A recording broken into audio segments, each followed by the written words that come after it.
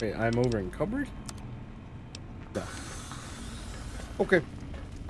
Good thing, Tank.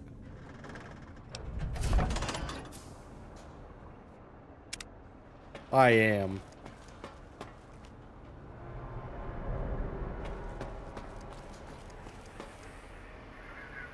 The lobotomite returns. Our lobotomite. Has Dr. Mobius been denominated into scrap metal and voice module parts, as we hoped?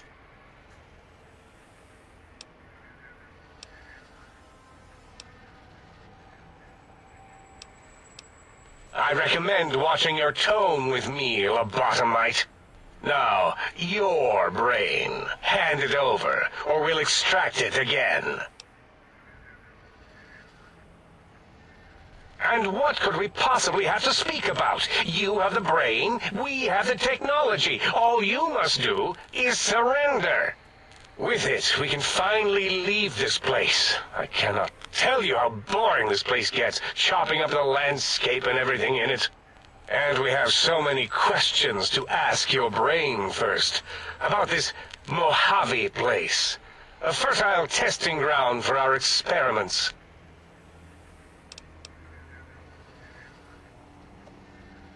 That is the most insane thing I've ever heard.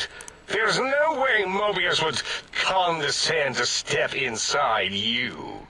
Besides, there's no way such a thing could be accomplished. It's impossible. Ooh, I have 100%.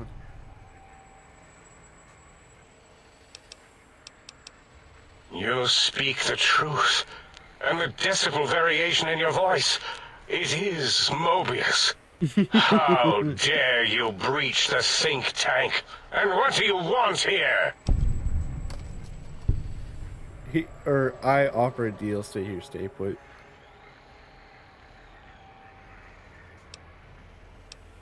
That's no deal at all. There's a whole world beyond the crater, filled with ideas and possibilities. We could have escaped, seen it all for ourselves, tested it, prodded at it, made it squirm. Partner with you? My foe? My rival? My foremost critic? I have a strange sensation that I would like that. How odd. Very well, partner. The think tank is at your service as long as you do not destroy us.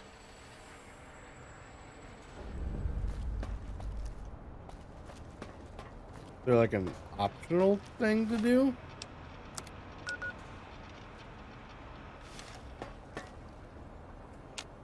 As it had been in the years before the Great War, Big Mountain, the Big Empty, became home to one of the brightest minds of the 23rd century.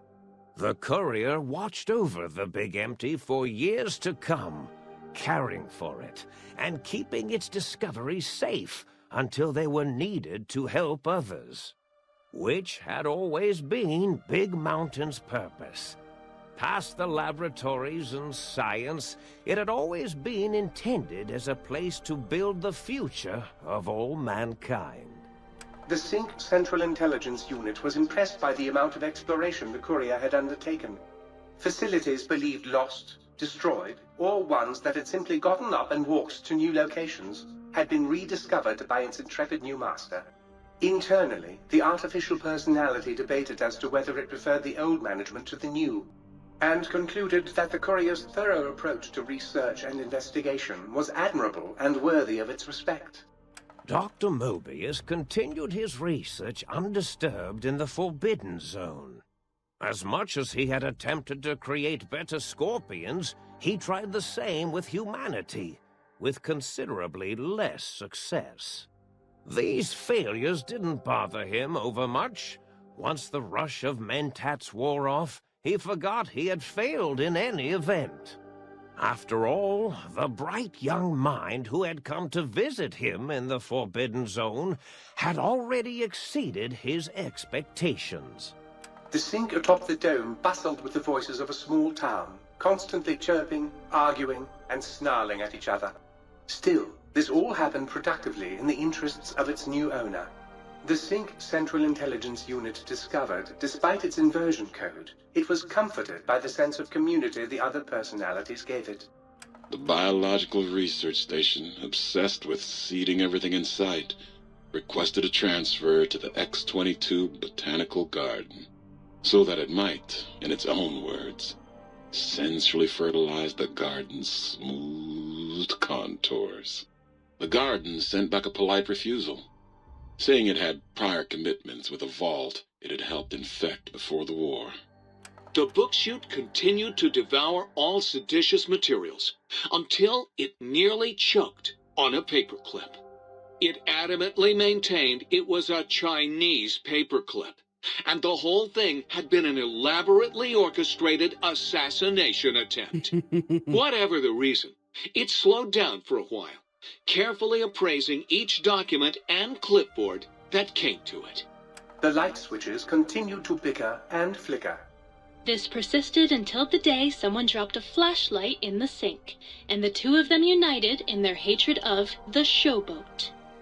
One of them eventually transferred to the Lightwave Dynamics plant, and began a long, unrequited affair with one of the holograms. The Sync continued to ruthlessly scrub any particulate matter that came near it. Eventually, it gained access to the Magneto-Hydraulics plant and nearly flooded all the Big Empty in an attempt to scrub the crater clean. Once it learned of the innovative toxins plant, however, it gained new purpose. It sought to develop antitoxins to flush into its drains and counteract the poisons bleeding into the soil. The toaster continued its psychotic spree, reducing all appliances in range to scrap electronics and spare parts. After one of its more psychotic episodes, however, the other Sync personalities decided enough was enough and dumped the toaster in a bathtub. Sparking and hissing, the toaster swore its enemies would rue the day when they had bread and no way to toast it. Muggy did his best to collect coffee cups, although in his quest, he accidentally trapped himself in Higgs Village. It might have been the end for poor Muggy. Except, he found it peaceful there, tidying up the kitchens of the think tank professors back when they had been flesh and bone. Well, except for Dr. O, who was an asshole for having created Muggy in the first place. Muggy left O's house deliberately dirty, punishing the dishes and cups that lived there in blind revenge for serving Dr. O. Blind old Jefferson, with sounds the courier brought him, created a symphonic counter-frequency that saved Big Mountain from sonic invasion in 2910. If you didn't hear about it, good. It was rumored by the other personalities that he had a brief fling with the light switches. Although he forgot their names once too often and was soon left in the dark as punishment. Autodoc, always gentle and methodical, kept sewing up the courier in all the right places when the skin split open from repeated wear and tear. The Autodoc was just glad to have purpose again. It heard its simpler brothers and sisters who got shipped to the Sierra Madre were bored out of their skulls in that toxic dead city. In time, the Autodoc found a way to deactivate the Y-17 trauma harnesses, releasing the corpses they had held prisoner for almost 200 years. As the courier ran through the X-8 facility multiple times, the computers analyzed the test subject's movements. Rather than performing a superficial observation, they realized the subject barely knew what communism was, or even what a high school was. This confused them for a time, until the facility finally realized that its research had succeeded. So it let its cyber dogs out into the wastes to help protect small communities from physical aggression rather than communist propaganda. The infiltration program in X-13 felt spent, having repeatedly upgraded the stealth suit until it could upgrade it no more. It felt warm, fulfilled, and a bit sluggish. It realized not long after, the stealth suit had left it, without so much as a note on the nightstand. So the infiltration program sent out robo-brains into the wastes, looking for its wayward technology. It eventually found Repcon HQ, and set up a new research center, testing and murdering fiends who kept breaking into the facility. The courier, organs intact, continued onwards, a little less heavy of step, but with all the organs in the right places, as they should be. After all, brains can develop a life of their own when left to their own thoughts, and the courier's brain was more clever than most. Dr. Klein and the think tank remained alive, unaware of the world outside. They looped through their daily routine, none the wiser about the world beyond, although perhaps wiser was the wrong word. The world outside belonged to the courier, and if anyone would shape it, well, the courier had already called dibs. There is an expression in the wasteland, old world blues. It refers to those so obsessed with the past they can't see the present, much less the future, for what it is. They stare into the what was, eyes like pilot lights, guttering and spent, as the realities of their world continue on around them. Science is a long, steady progression into the future. What may seem a sudden event often isn't felt for years, even centuries to come.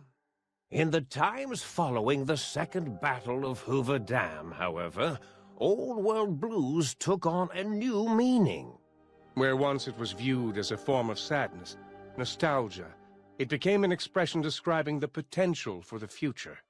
It can be easy to see science as evil, technology unchecked as the source of all ills, all misfortunes. With the courier at the helm, science became a beacon for the future. There was old world blues, and new world hope. And hope ruled the day at Big Mountain. We could say more, but the stories in the Big Empty speak for themselves. Now armed with the transportal Ponder, the courier could return to the dome at any time and crack open the secrets of the Big Empty one by one. The Sync sat vigilant, waiting for its master to return, shoes covered in Mojave dust. Only one road yet remained, and it was one the courier had to walk alone. Yeah, the last line got a hit though. You've lost the brainless perk. You've gained the big brained perk. Big brain perk. Your brain is back in your body, but some of the advanced technologies remain. Your head can still cannot be crippled, but you are only 10% more resistant to addiction now. Surprisingly, your damage threshold has improved by 10%, minimum +1 PT. You've acquired the Big Mountain Transportal Ponder. It's capable of transporting you and you alone between the Mojave Wasteland, the Big MT. To return to Mojave or go back to the Big MT from the Mojave, simply equip the transponder, and you will, with any weapon, pull the trigger. Note that it won't work in interiors or combat situations. Okay.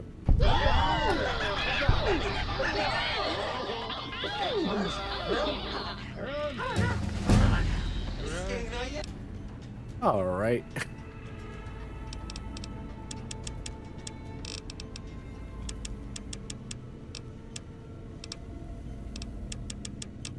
Yeah.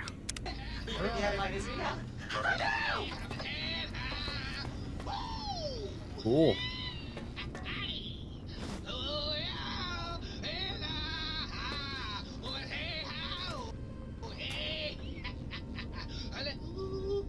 I guess I can, like...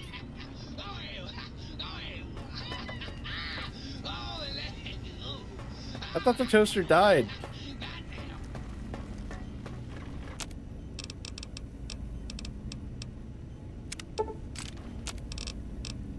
Okay, let me just recycle all these really fast. Done there. Walk all the way around for nothing. Forceps, nurse. This man's got a severe case. Place Slasher and Party Time Mintats. You're back, and the brains didn't lobotomize you. Well, not any worse, at least. Hooray!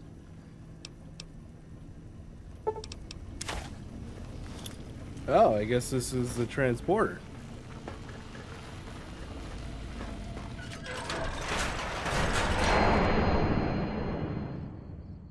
I think I might have done that too fast.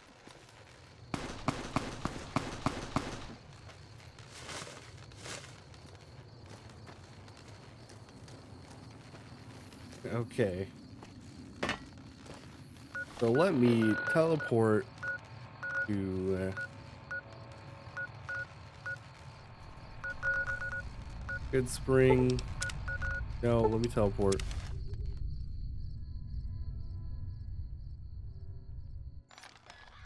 Let me go in my house. I don't know if I'll go back there anytime soon, but I will be dropping off a lot of things.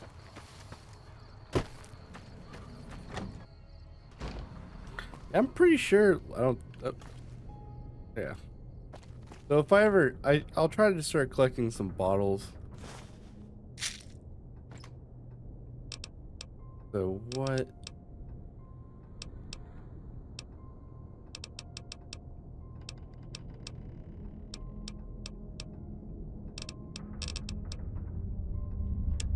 Weapons. What do I want to get rid? Probably these. Fido, sorry, you gotta go. I will use these for that one here in a second.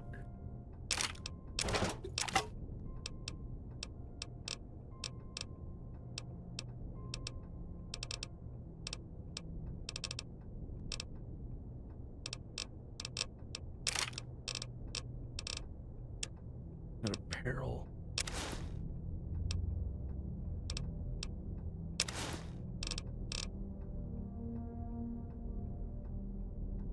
I'll keep this on me because I don't know when I'll use it.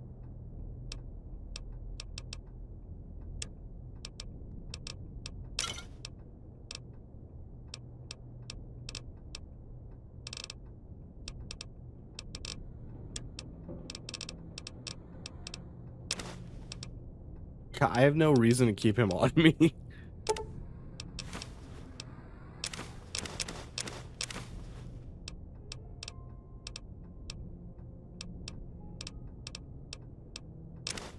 I did have some coffee mugs, clipboards. Oh well. I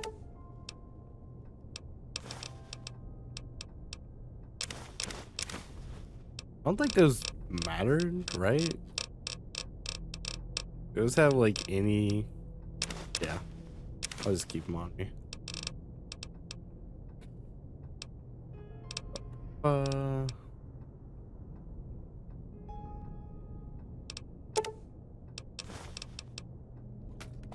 Let me head out to Balloon or him, see if they have any called caps I can use.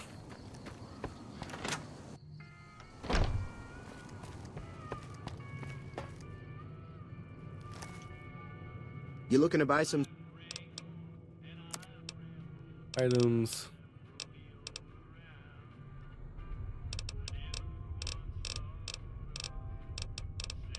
I don't need these.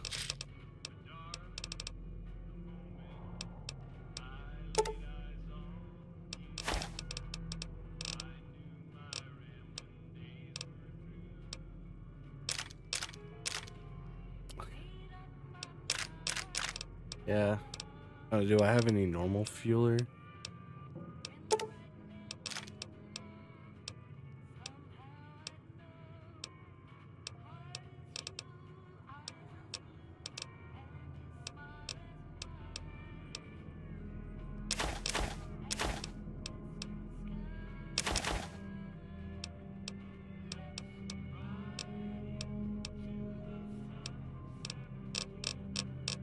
Did I miss my cartons?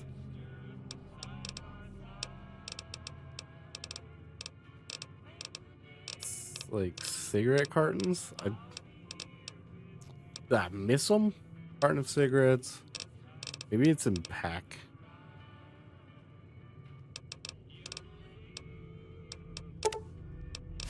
Oh, yeah, it was. Okay. Anything else I don't need? Yeah, I'll keep that. Need to keep this just because the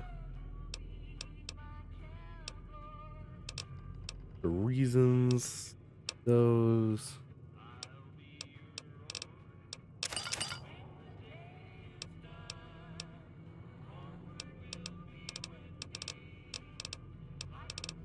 I guess, is there any like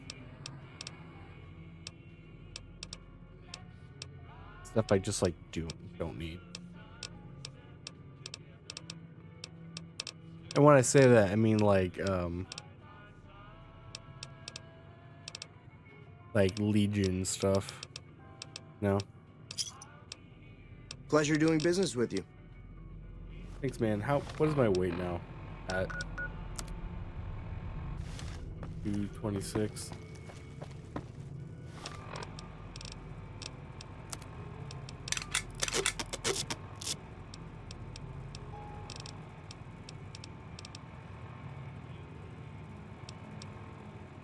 Oh, good. Doesn't count as any weight. All right. Yeah, man. So I'm gonna save it. I'm gonna go sit in my house that I've claimed, and then that's where we're gonna end the session. It's been a good 4 hours. Like literally, I'm 2 minutes short. I need to. So the next quest we're gonna do.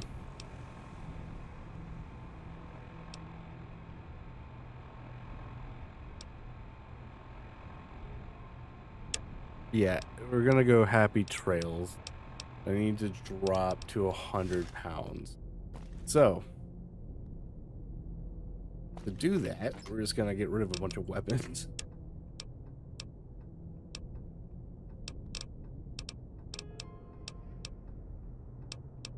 Let's just get rid of these. Here's a rifle.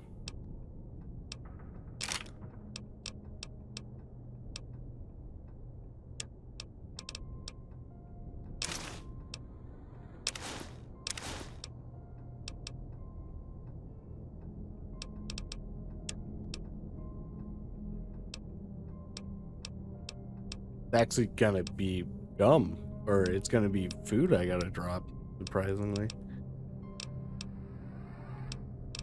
It.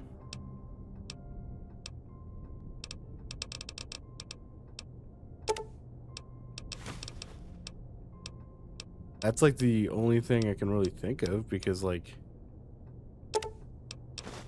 with all that, that's still nothing. Like Dynatoid is nothing. Nothing here weighs anything. What weighs everything? Ammo never weighs anything, so I don't ever have to worry about ammo. I guess it's mostly just food, right? Like brush gun, but like I use these stuff like regularly.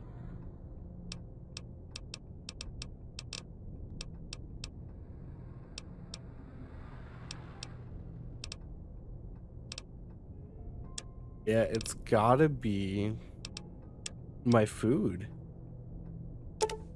Like just say 11 there. That didn't do anything because there's no weight here. What costs weight?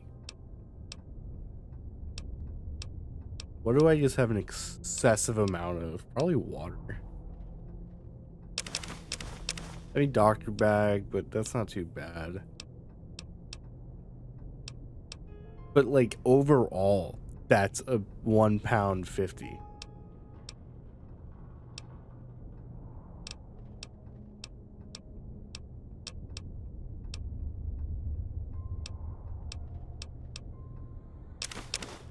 I just gotta, I guess just let me chug a bunch of soda really fast. Like I don't need to do that, but I also kind of have to.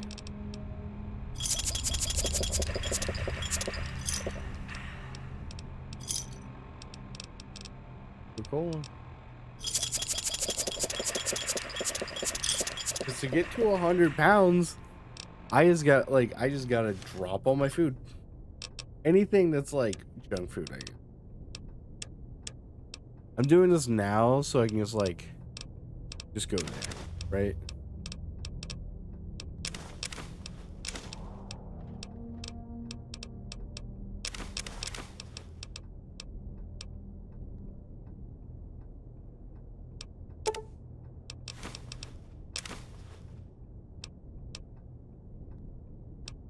Like that costs nothing.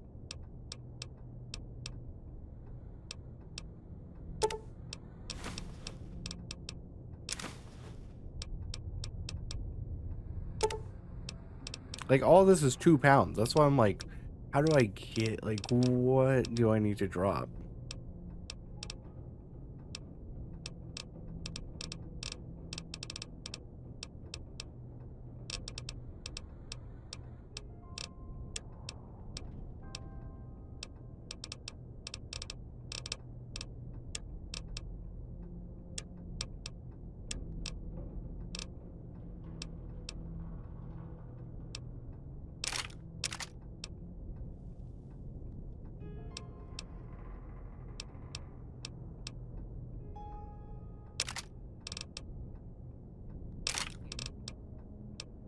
Here we go. All right, guys. So thank you guys so much for watching. Next time we'll be heading to the trail. Remember to like, comment, subscribe, share, everything in that good nature, and I will catch you guys later.